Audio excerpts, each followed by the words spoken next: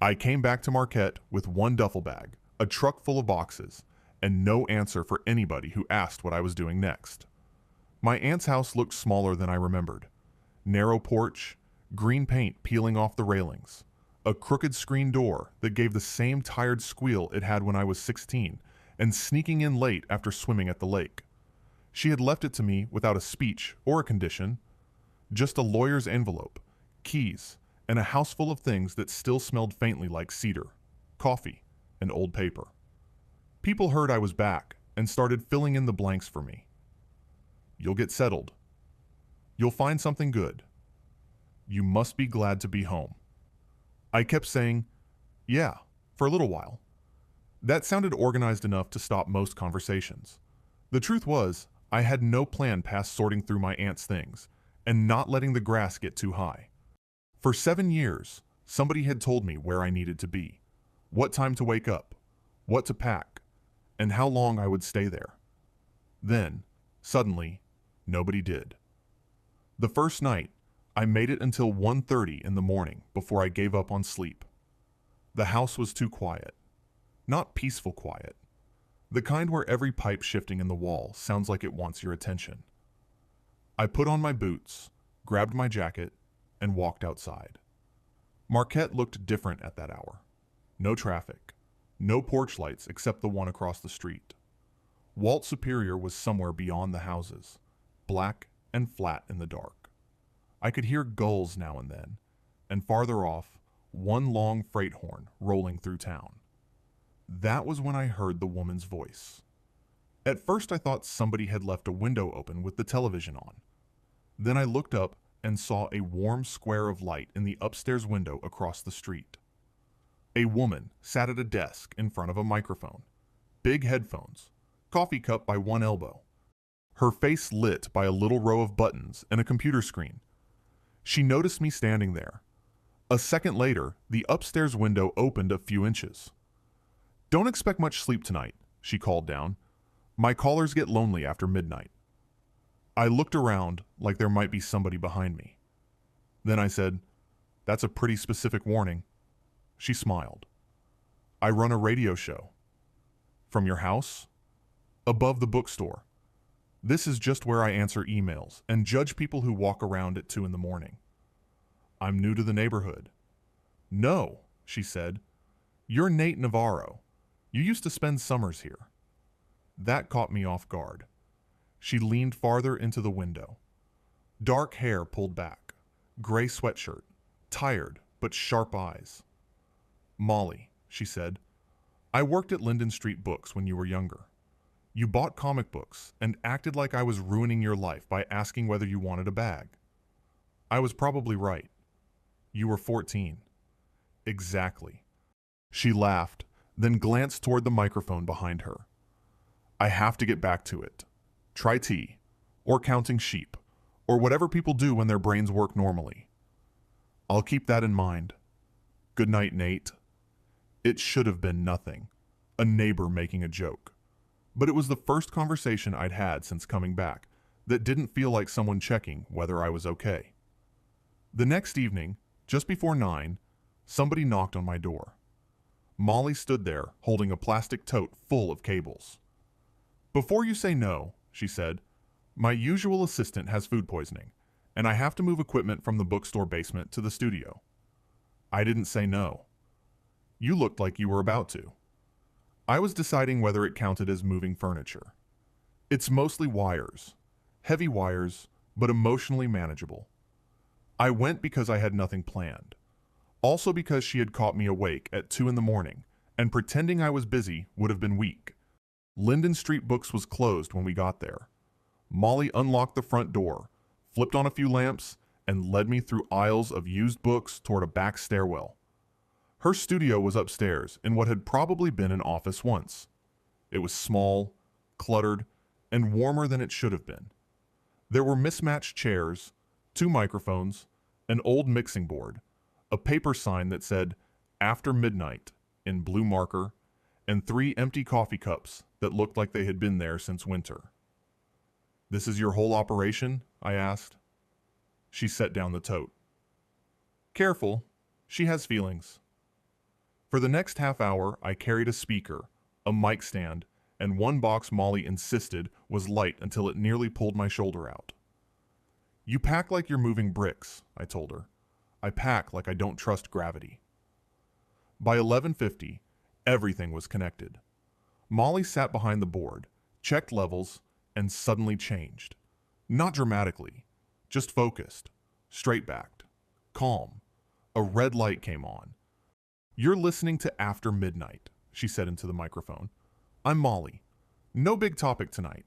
Just tell me what's keeping you awake." I sat in the corner with a paper cup of bad coffee and watched her take calls. A nurse driving home from a late shift. A college kid upset because his roommates were moving away. An older man who had spent 40 years married and still didn't know what to do with an empty kitchen table. Molly didn't rush anybody. She didn't tell them everything would work out. She asked simple questions, then waited. Near 1 in the morning, a man called in. He said he had come back from being away for a long time. Said everyone expected him to be happy, but he didn't know what to do with quiet anymore. My hands went still around the coffee cup. Molly looked at the mixing board, not at me. "That sounds hard," she said. The caller gave a short laugh. "That's all you've got?" "I have more," Molly said. "But I don't know you yet. I don't want to hand you a sentence that sounds good and means nothing." The room stayed quiet. Then the caller said, "I thought coming home would feel like arriving somewhere." Molly nodded once, though he could not see her. "Maybe it will," she said. "Maybe it just takes longer than you expected." That was it. No big speech. No attempt to turn him into a lesson for anyone listening. When the show ended at 3, Molly took off her headphones and rubbed her eyes. "You survived," she said. "Barely. Your coffee is a problem. People say that, then they come back. I don't know about that." She looked at me for a second, not pushing, just reading the room. "Your porch gets the signal pretty well," she said, "in case sleep doesn't improve." I walked home under the streetlights. At my front steps, I looked back across the road. Her upstairs window was dark now, but the next night, I sat on my porch with a blanket around my shoulders and a small radio beside me, listening for her voice. A week later, Molly called me at 8 in the morning, which felt rude on principle. I stared at the phone until it stopped.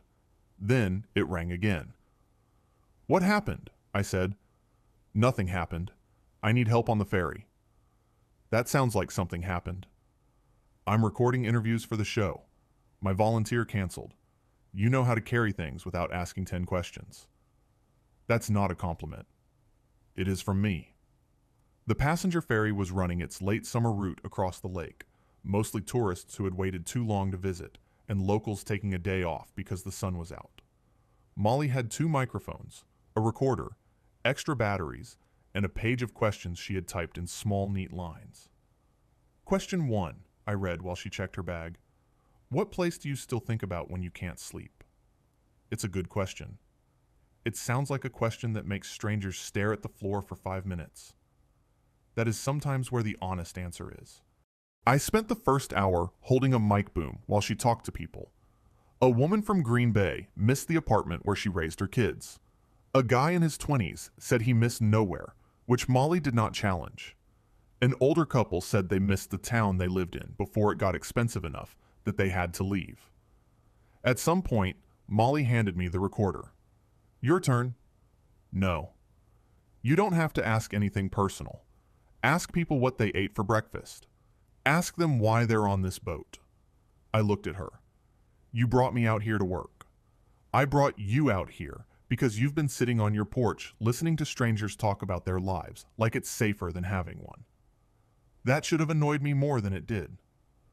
I stopped a man in a faded fishing cap near the railing and asked why he was on the ferry. He shrugged. "My wife wants to see the island again." "Is that not reason enough?" "It is. I just don't like boats." His wife leaned around him and said, "He hates boats, bridges, elevators, and any restaurant where he can't see the kitchen." He looked at me like this was private information. For the first time in a while, I laughed without having to think about it. Molly heard me and turned her head. She did not say anything. She just smiled and kept walking. A few days later, we drove into Wisconsin to meet one of her regular callers. He had phoned after midnight every Thursday for almost 3 years. Molly called him Walt because he had never offered a name. He said he'd finally meet us if we promised not to record him the second we got there, she said. Good rule. I know. I made it. She had an itinerary printed out. Departure time, fuel stop, lunch, arrival, interview window, return drive. I found it on the dashboard and held it up. You schedule gas? I like knowing what comes next. That sounds exhausting. That sounds like something a man says when he has never missed an exit in northern Wisconsin and spent 40 minutes behind a tractor. I have missed exits. You don't look like you admit it. I don't enjoy being wrong in public. Now we're getting somewhere. Walt lived in a small yellow house outside Ashland. His real name was Walt. He was 74, wore suspenders, and had a kitchen full of bird feeders visible from every window. He was nothing like the lonely voice I had imagined. Walt made jokes before Molly could set down her bag. He complained about his knees, his town council, and the fact that Molly never played enough old country music. You sound sadder on the radio, Molly told him. That's because radio has no eyebrows, he said.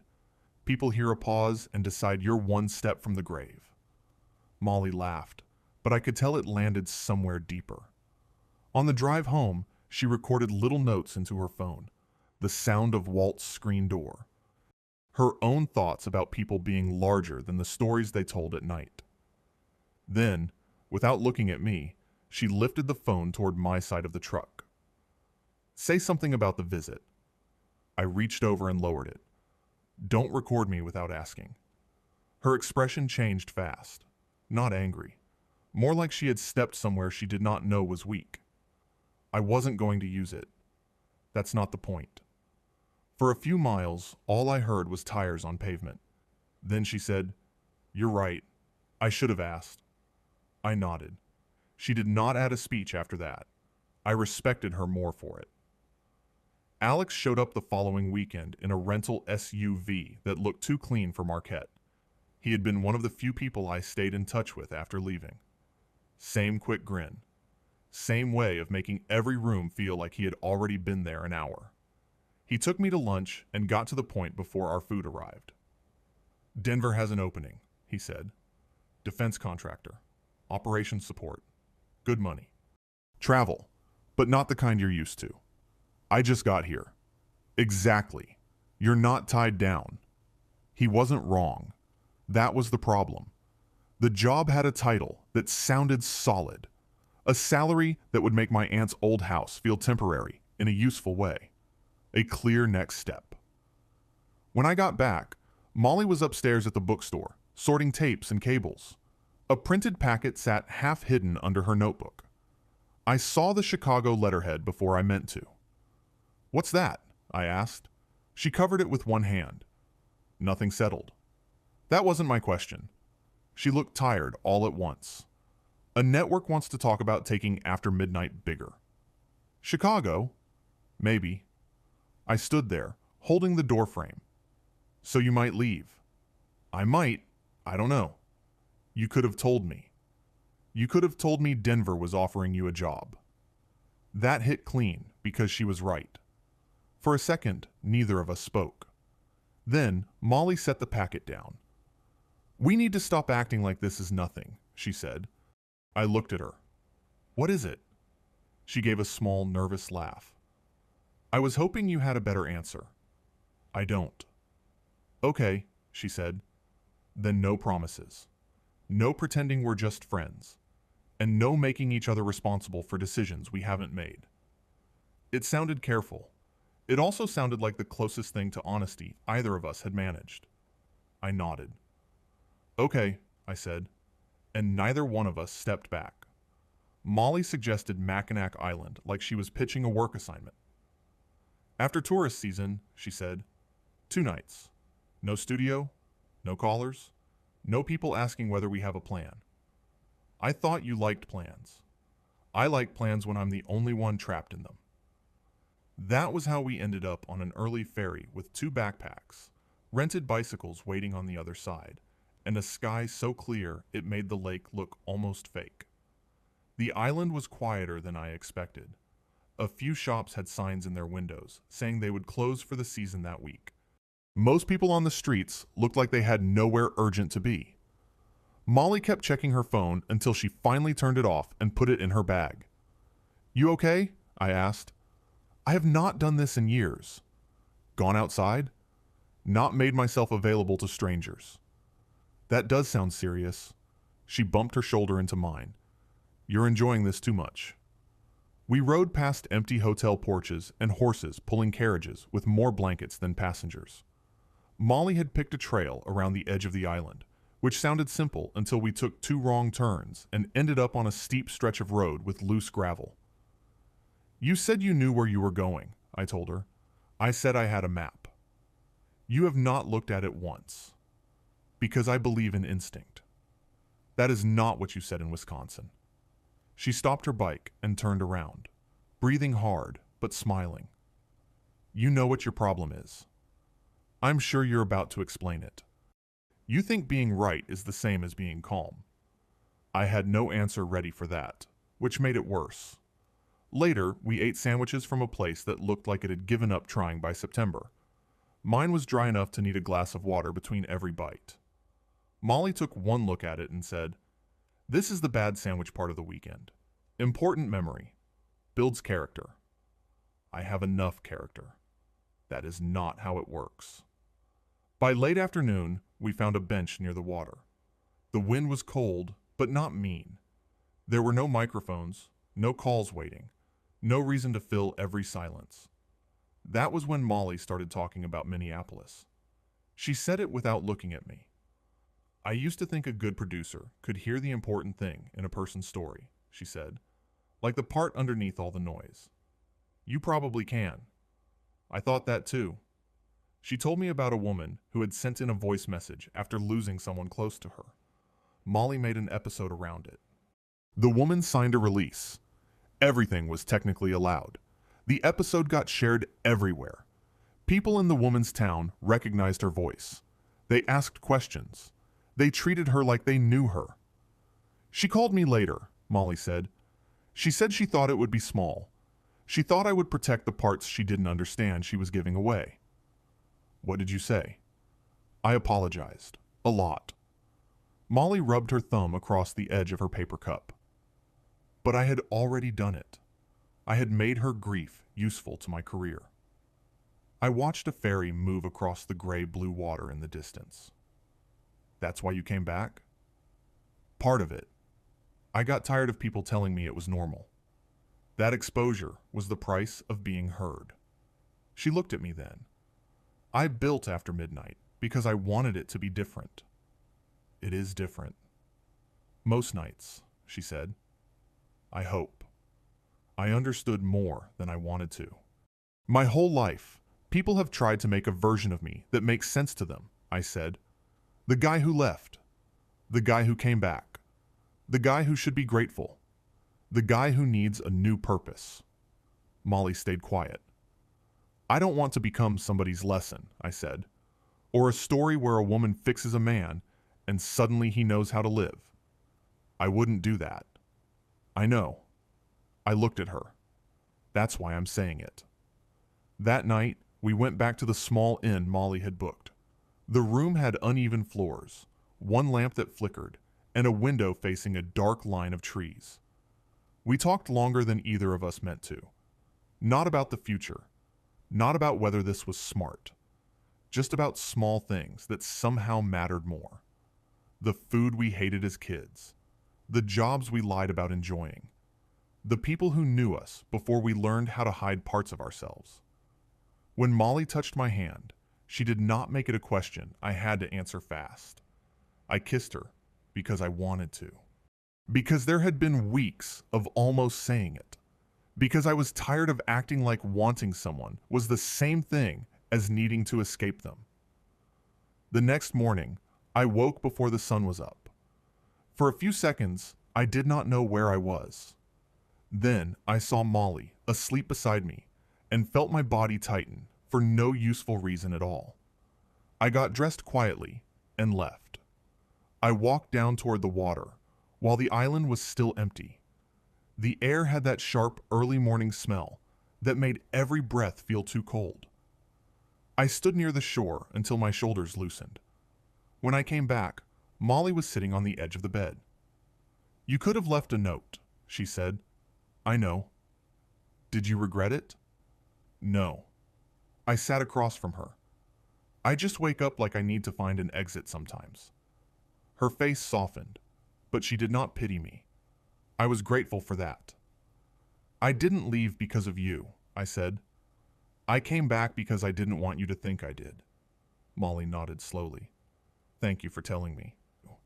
It was a small thing, but I had spent years leaving rooms, towns, jobs, and conversations before anyone could ask why. That morning, I stayed. On the ferry back to Marquette, Molly turned her phone on again. Messages started coming in almost immediately. She looked at the screen, and I saw her expression change. "The network wants an answer by Friday," she said. I looked out at the water. "So does Denver." Neither of us said what that meant, but for the rest of the ride, her hand stayed in mine. The voicemail happened on a Tuesday. I had spent most of the day pretending I was deciding between Denver and the ferry job, when really I was avoiding both. Alex had sent another message. The ferry service had emailed about an interview. My aunt's kitchen table was covered in forms, coffee rings, and 2 unopened bills. Molly came over after her shift, carrying takeout and looking tired. "You don't have to solve it tonight," she said. "That is not how jobs work." "No, but it is how people work." We ate on the porch. Cars passed now and then. Somewhere toward the lake, a horn sounded low and long. After a while, she handed me her phone. "Say it out loud," she said.